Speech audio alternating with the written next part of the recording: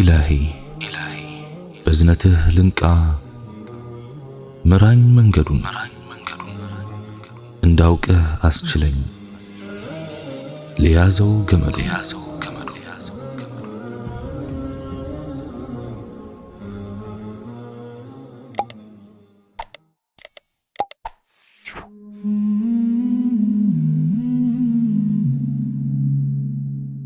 السلام عليكم ورحمة الله.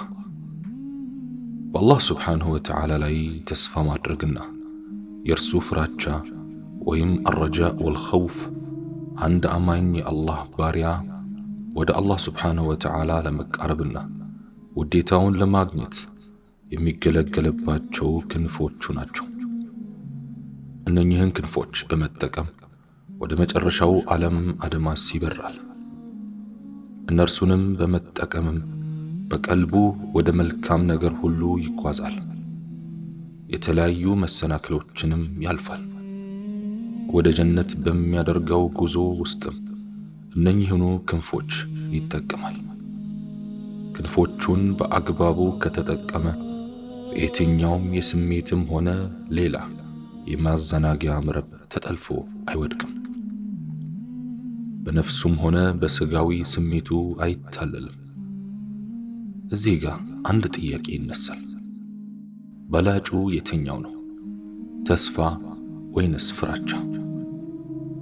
አሳማኝ መሳጭና ማራኪ በሆነው ንግግራቸው ኢማም አቡ ሐሚድ አልገዛሊ ለጥያቄው እንዲህ በማለት መልስ ይሰጣሉ። ጥያቄው እንጀራ ወይስ ውሃ ይበልጣል ከሚል ጥያቄ ጋር ተመሳሳይ ነው። መልሱም ለራበው ሰው እንጀራ፣ ለጠማው ደግሞ ውሃ ይመርጣል ወይም ይሻለዋል የሚል ነው። ሁለቱ አንዱ ላይ የተገኙ እንደሆነ ደግሞ ይበልጥ አስፈላጊ ወደ ሆነው ማዘንበሉ መልካም ነው። ረሃብ በልጦ ከሆነ እንጀራው ይሻላል።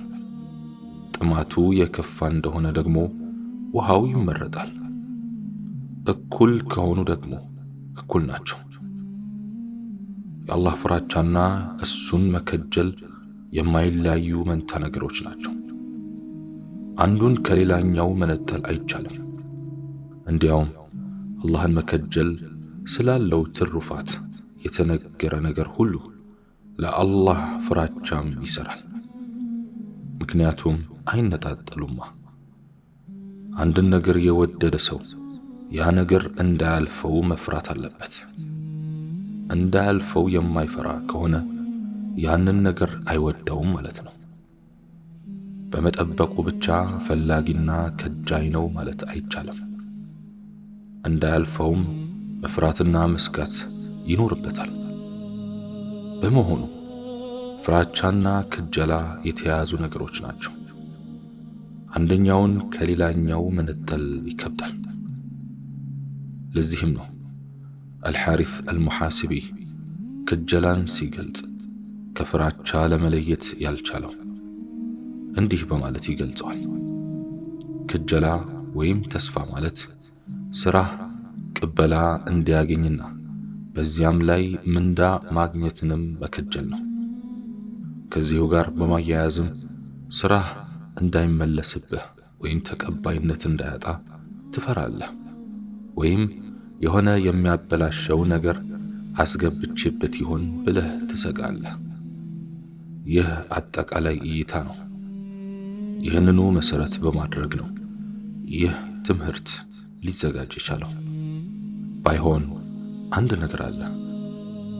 ትምህርቱ ወደ አንደኛው ወገን ያደላል፣ ወደ አንደኛው እይታ ይበልጥ ያዘነብላል።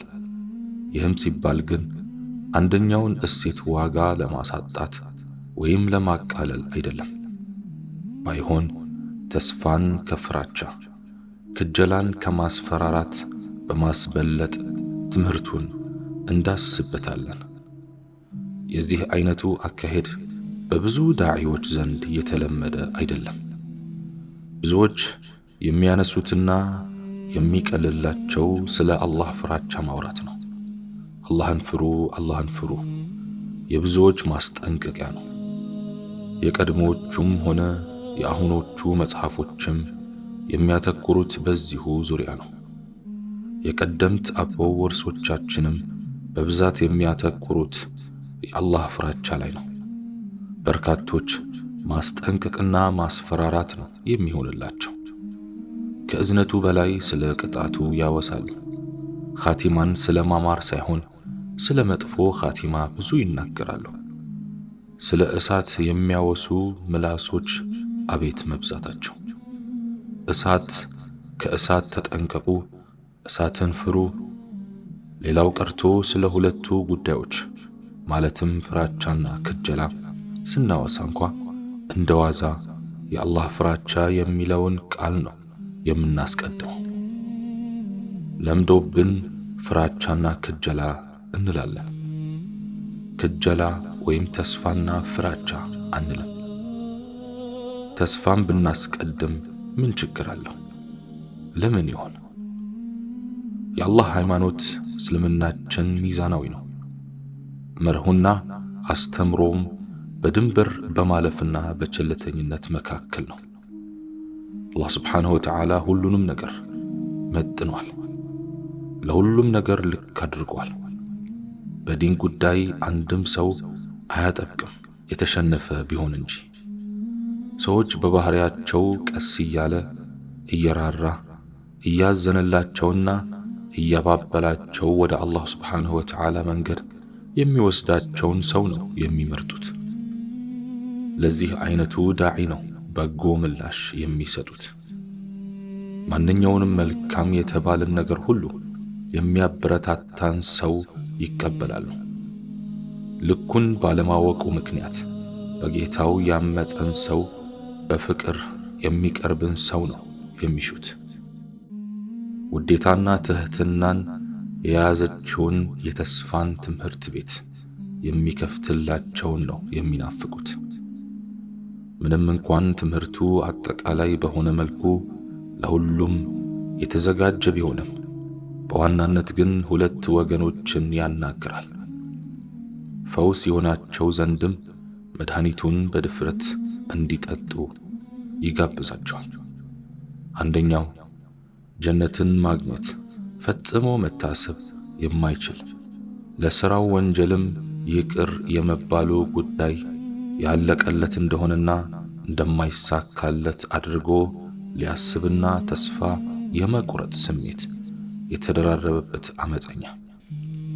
ሁለተኛ ነፍሱ በጎና ምርጥ ነገሮችን ከመስራት የደከመች፣ ሌሎች መልካም ነገሮችን ሁሉ ቀናንሶ ወይም ትቶ ግዴታ በሆኑ ነገሮች ላይ ብቻ ለተወሰነ የተስፋ መርከብ ወደ አላህ ስብሓንሁ ወተዓላ የእዝነት ዳርቻ ትወስደው ዘንድ በቀልቡም ውስጥ ሙሉ በሙሉ ሊጠፋ የደረሰን ተስፋ እንዲንሰራራ ለማድረግ ነው።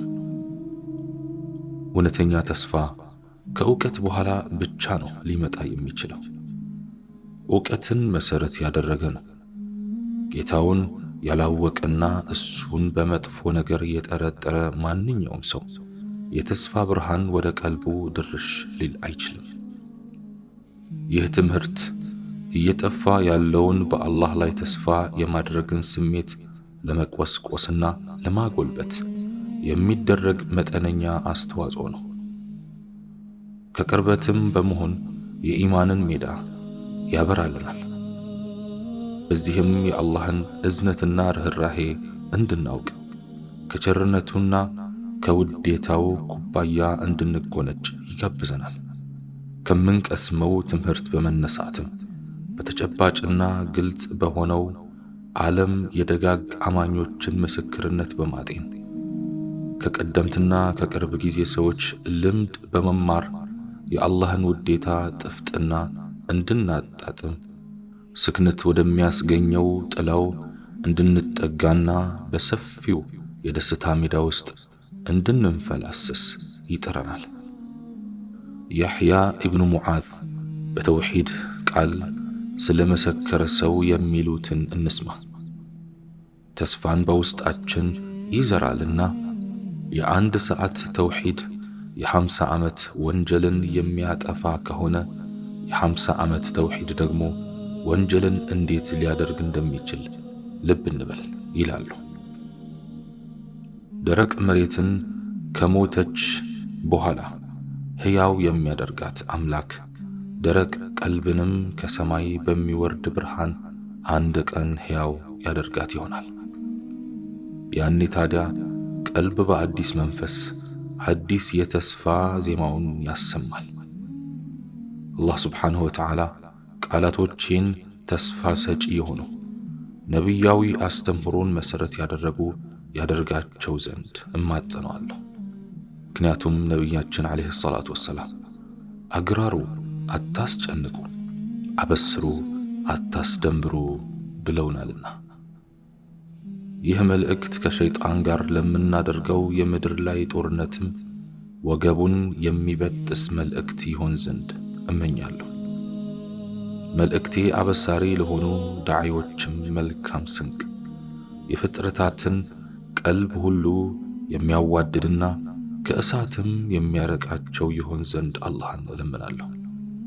በጥረቴ ፍሬም መቃብሬ ውስጥ እንዲጠቅመኝ አፈር ተንተርሼ ባለሁበት ሁኔታም ደረጃዬን ከፍ የሚያደርግልኝ ጀነት ውስጥም የደረጃ ድርሻዬን የሚያሰፋልኝ የሚያደርግ ይሆን ዘንድ እመኛለሁ። ነቢያችን ዓለይሂ ሰላቱ ወሰላም በሐዲታቸው እንደተናገሩት አላህ ስብሓንሁ ወተዓላ እንዲህ ይላል፣ የአደም ልጅ ሆይ ተነስ እና ወደ እኔ ና፣ እየተራመድክ ና፣ እየገሰገስኩ ወደ አንተ እመጣለሁ። ምንኛ አስገራሚ መልእክት ነው! ተነስ፣ አታመንታ፣ ተንቀሳቀስ፣ በሙሉ ተስፋና ያለምንም ፍራቻ ወደሱ እንገስግስ። የአላህ እዝነት እኛ ከምናስበውና ከምንገምተው በላይ ነውና የቱን ያህል ጥፋተኛ ብንሆንም ዛሬም ሆነ ነገ እዝነቱን እንከጅል፣ ምህረቱን ተስፋ እናድርግ። ወንጀልን የምትሸፍን ሆይ በማን ሽፈና ውስጥ ሆነን እንደምናመሽና እንደምናነጋ እናስተውል። ያላስተዋልናቸው በርካታ በጎ ነገሮቹ እና ውብ ሥራዎቹ ሁሉ በትክክል ቢገለጡልን ኑሮ በእርሱ ናፍቆትና ውዴታ ቀልጠን ባለቅን ነበር። ቸርና ሸፋኝ የሆነው አምላክ ለእኛ ያደረጋቸው ነገሮች ምንኛ ያማሩ የበዙና የከበሩ ናቸው። ነውራችንን አልገለጠብንም፣ መጥፎ ነገሮቻችንን ደበቀልን፣ መጥፎ ሽታዎቻችን አፈነልን። ኑሮአችንንና እንከኖቻችን አደባባይ እንዲወጡ አላደረገብንም።